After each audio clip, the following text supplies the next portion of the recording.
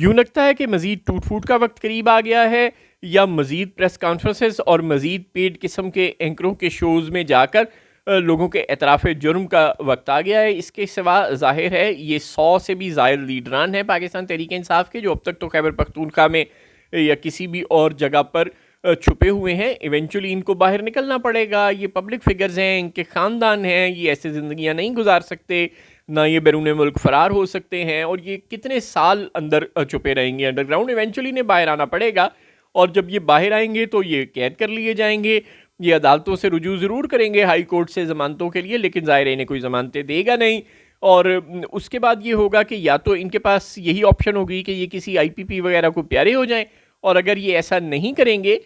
تو پھر ان کو قید کر دیا جائے گا۔ جب یہ سیکنڈ ٹیئر آف لیڈرشپ بھی پی ٹی آئی کا قید کر دیا جائے گا، جس طرح کہ فرسٹ ٹیئر جو تھا وہ علی زیدی، فواد چودھری اور وہ عمران اسماعیل اور یہ سب کے سب ایلیمینیٹ کر دیے گئے، شیریں مزاری، نہ جانے کون کون، اسد عمر اور سب جس طرح پی ٹی آئی سے نکال دیے گئے، مجبور کر دیے گئے ایسی کنڈیشنز پیدا کر کے، اسی طرح اب یہ جو سیکنڈ ٹیئر ایمرج کر کے سامنے آیا تھا، ان کی بڑی تعداد بھی یا تو قید ہو جائے گی یا پی ٹی آئی چھوڑنے پر مجبور کر دی جائے گی۔ ظاہر ہے اب سزائیں تھوک کے حساب سے آ گئی ہیں، اس کا نتیجہ یہ نکلے گا کہ پھر کوئی تھرڈ ٹیئر لیڈرشپ میں ایمرج کر کے آئے گا، یا ظاہر ہے وہ بالکل انٹرینڈ لوگ ہوں گے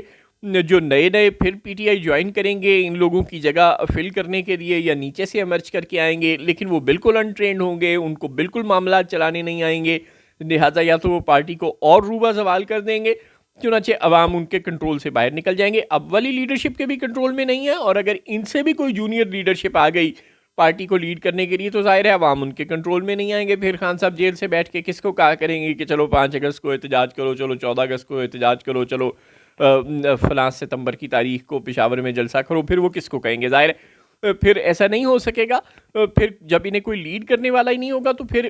ایک ہی صورت رہ جائے گی، جس طرح ڈاکٹر مارنگ بلوچ کو غائب کر دیا گیا، اور بے شمار، وہ تو صرف ایک فیمس فگر ہے اس لیے جو ان کا ذکر ہو جاتا ہے، لیکن بی وائی سی کی اور بھی کئی خواتین لیڈران قید ہیں، ڈاکٹر مارنگ کی اور بھی کئی ساتھی خواتین کوئٹہ میں قید ہیں۔